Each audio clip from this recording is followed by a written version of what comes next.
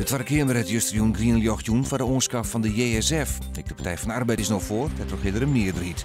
Ja, juist even 20 uit regio's om de vleerbasis van Ljouwert, het Brabantse volk wil hinnen, nog een petitie in Den Haag onbeen, waarin ze schreeuwen dat er eerst met duidelijkheid komen moet hoe de loodsoerlijst van de JSF.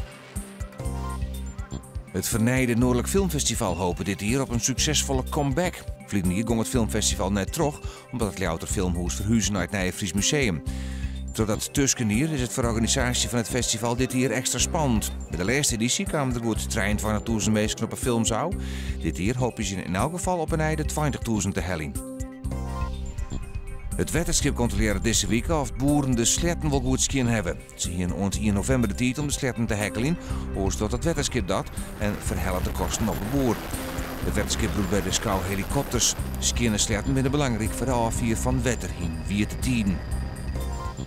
Joen heeft vannacht droeg en opklarings. Het wordt een gratis size. De zuidenwind is zwak en neemt letter au. Er is vannacht kans op dichte mist. Morgen geregeld zinnen en droeg. Het wordt dan 12 graden. Zuidwestenwind is vrij krachtig.